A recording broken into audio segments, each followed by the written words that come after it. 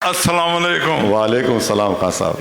ये मेरी ऑनर है कि मैं किसी वक्त आपके दादा फ़ख्र मिल्लत अब्दुल वाहिद अवैसी साहब के भी हाथ चूमने का मौका मिला और उनके साथ भी वॉक करने का मौका मिला। उसके बाद बाबा का दौर आया तो सालार मिल्लत कई मरतबा तशरीफ़ लाए अमेरिका को भी, तो रात में 8 बजे कॉल करते थे, मंजूर मसूद आ जाओ आप अपन लोग बात करेंगे। तो फिर हम लोग 12 बजे रात तक बैठ के आपके चाचा साहब के घर में बातें होती थी। फिर 10 बजे बोलते थे चलो अपन बाहर निकलेंगे, तो हम 2-2 घंटे शिकागो में टहलते थे।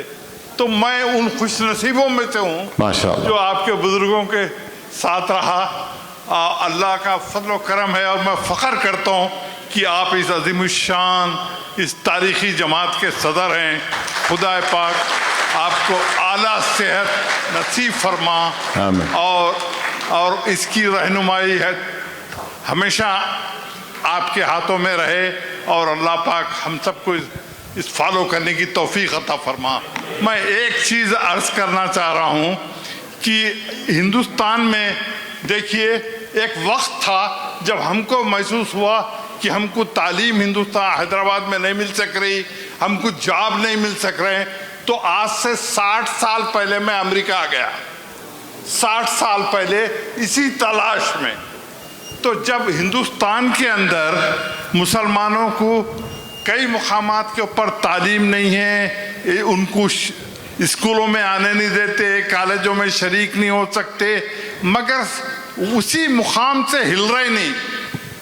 हैदराबाद को आपने इस कदर रोशन मुकाम बनाया मुसलमानों के लिए कि लाजवाब। अगर सिर्फ आप हैदराबाद को दुनिया के पूरे शहरों से, मुसलमान सल्तनों से कंपेयर करें तो आप उससे बेहतर तरीके से हैदराबाद में दवाखाने कायम किए, कॉलेजेस कायम किए और उसको रहनुमाई दिए। तो उसको हिंदुस्तानी मुसलमानों के आप लीडर हैं, कहिए कि हिंदुस्तान के अंदर नक्ल मुकामी तुम हर जगह कर सकते, रोजगार के लिए लोग दुनिया में सफर करते, तुम हैदराबाद चले आओ, करीब चले आओ, अपने सरमायादारों को लो के हैदराबाद आओ, तुम अपने स्किल्स जो हैं तुम्हारे घर बनाने के, तुम्हारे बिजनेस के, वो स्किल लेके हैदराबाद को आओ। अगर हम अपनी पॉपुलेशन को अगर नहीं बढ़ाए और ऐसी स्कैटर्डली गाँव में रहे तो हमारा वोट बैंक कभी भी नहीं बढ़ेगा। तो प्लीज़ मेरी एक गुजारिश है आपसे कि हिंदुस्तान में पूरी आज़ादी है हमको नक्ल हरकत की, तो वो मुसलमान जो काबिल हैं, काम करने वाले हैं, सरमायादार हैं, वो लोग अपनी अक्सरियत के मुकामात पे आएँ, नंबर को बढ़ाएं। अगर आज हैदराबाद में इतने एमएलए पार्लियामेंट के मेंबर बन रहे हैं, हमारी तादाद है, इस तादाद को आप दुगनी तिगनी चौथी कर दीजिए। बोलिए कि यूपी में तुम पड़े हुए हैं, एक मेंबर को तुम इलेक्ट नहीं कर सकते। अफसोस की बात है 220 मिलियन का यूपी, उसमें मुसलमान का कोई मुकाम नहीं है। तो आपसे मेरी ये गुजारिश और दरख्वास्त है कि मुसलमानों को बोलिए कि अगर हमारे पास सरकार दो आलम ने हिजरत फरमाए मक्के से मदीना में, तो क्यों मुसलमान यूपी से हैदराबाद की तरफ नहीं आते? क्यों तकलीफ सदियों से बैठे हुए वही तकलीफ उठा रहे? आप बोलिए कि तुम हैदराबाद के करीब आओ, मेरे को आसानी होगी तुमसे मिलने में। खान साहब, मैं उनको आसान तरीका दे दिया ना, मैं उनके करीब जा रहा हूँ। मैं उनसे मैं ये कह रहा हूँ कि आप यहाँ मत आओ, मैं आपके करीब आ जाता हूँ और आप लोग जो अपनी जवानी में मेहनत किए वो करो, ताकि नेक्स्ट 30 इयर्स में 40 इयर्स में आपको ये सब चीज़ें जो हम लोग आज इस्टेब्लिश किए, जिसको हम ये जो मेडिकल कॉलेज है, इंजीनियरिंग कॉलेज है, MBA MCA, school of pharmacy, school of nursing, physiotherapy, school of architecture, ये सब आप लोगों के इत्तेहाद और क़ुरबानियों का नतीजा है। ये ऐसा तो नहीं बने ना, ये तो इसमें अगर उन इमारतों के एक ईंट को अल्लाह ज़बान देगा तो बोलेंगे कि भाई इसमें खून शामिल है, कुर्बानियाँ शामिल है, आंसू शामिल है, एक पॉलिटिकल थॉट उसमें गया, एक विजन था।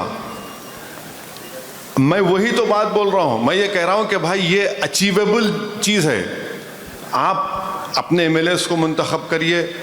इलेक्शन सिर्फ जीतने के लिए नहीं लड़ना है, इलेक्शन इसीलिए लड़ना है कि पॉलिटिकल वॉइस हो और हमारा डेवलपमेंट में शेयर हो, और फिर उस पॉलिटिकल पावर के ज़रिए हम आवाम के लिए कुछ कर सकें। हम नहीं कर पा रहे क्योंकि पॉलिटिकल पावर ही हासिल नहीं करना चाहते। पॉलिटिकल पावर, अच्छा बिहार में 5 जीत के गए हमारे, आप 4 को खरीद लिए। अच्छा आप हंसेंगे कि क्या पैसे लेके खरीदे वो लोग, मालूम है आपको? 1-1 करोड़, मैंने 1-1 करोड़ में बिक गए लोग। अरे बोला दीवाने तेरे, एक मेरे को कोई उनके साथी मिले, बोले नहीं हमारी शर्मिंदगी है, ऐसा है, मजबूरी थी। बोला भाई मजबूरी थी क्या थी मेरे को नहीं मालूम ना, तुम 1 करोड़ में बिकते भाई, कम से कम अगर जलील हो रहे तो कम से कम बढ़ के रकम में जलील होना था भाई। एक तुम्हारी एक उंगली की कीमत में बोला 1 करोड़ हो सकती, तुम तो सब चीज बेच दिए। तो लोग आ रहे जरूर, यूपी के लोग आ रहे, बिहार के लोग हैदराबाद को आ रहे, काम कर रहे, अल्हम्दुलिल्लाह रह रहे वहाँ पर, मगर ये आसान काम नहीं है कि सब चीज़ छोड़ छुड़ा के आ जाना। इट इज़ बहुत मैंने इम्पॉसिबल है वो। और हम तो यही बोल रहे हैं कि वहाँ पे रहो, आप रह के अपनी एक पॉलिटिकल आइडेंटिटी को इस्टेब्लिश करो आप, और आप में ताकत है। अब देखिए उत्तर प्रदेश में बल्दिया का इलेक्शन हुआ, मीरठ में मंजलिस को 1,60,000 वोट मिले, मेयर के कैंडिडेट सेकंड आया, 11 कॉरपोरेटर जीते।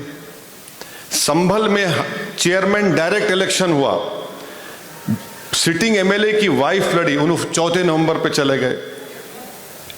चेंज आ रहा, जो मगर जो नौजवान जो है ना, जो 20 और 28 साल के हैं वो लोग बदल गए, मगर जो मेरी उम्र के लोग हैं वो अभी भी वही पुराना बेगम अख्तर को सुनना चाह रहे। तो मैं क्या करूं,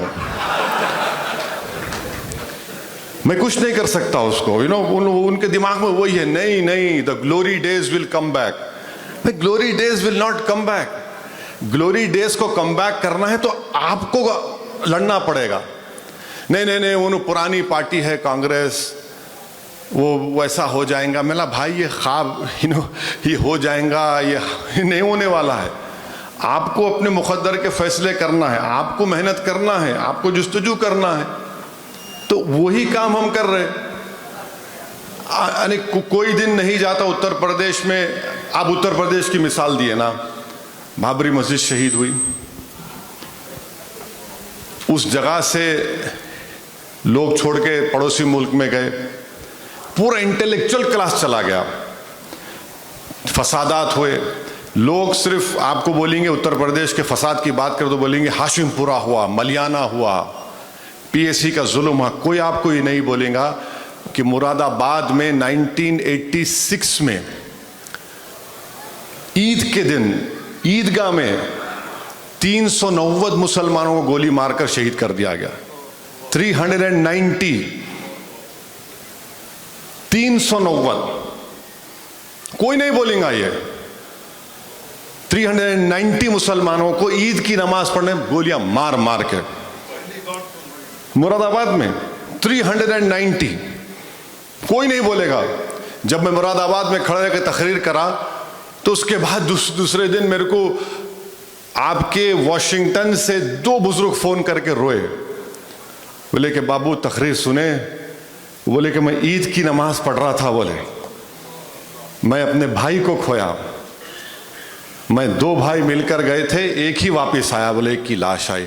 चलो कम से कम तुमको याद तो है, आप याद भी नहीं करना चाह रहे। आसाम में निल्ली मैसेकर हुआ, 10,000 मुसलमान मारे गए, 10,000, कोई बात नहीं करता। 2002 की आप बात करते, मगर 1970s और 1990 की बात नहीं करता अहमदाबाद के राइट की। यहाँ पे आपके हमारे फुप्पा है खलील नवाब, उनसे पूछिए, उन अहमदाबाद में थे, मैंने मैसिव राइट हुआ था। तो हम यही बोल रहे कि भाई आप पॉलिटिकल अपनी आइडेंटिटी को इस्टेब्लिश करिए, अपने नुमाइंदों को रखिए। यकीन है इसमें कोई जादू की छड़ी नहीं है कि मैं जिंदा तिलिस्मात आपको दे रहा हूँ कि हर बीमारी का इलाज हो जाएगा उसमें, बट एक वॉइस तो आपकी होंगी। कोई तो बोलेगा, कोई खड़े रह के लड़ेगा, कुछ नहीं। हद तो ये हो गई कि पार्लियामेंट में 3 मरतबा ट्रिपल तलाक का बिल आया, 3 मरतबा।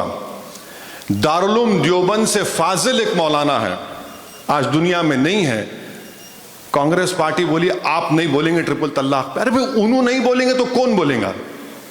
नहीं बोलने दिए मौलाना मरहूम को। आप इसमें क्या कौन बोलेगा फिर?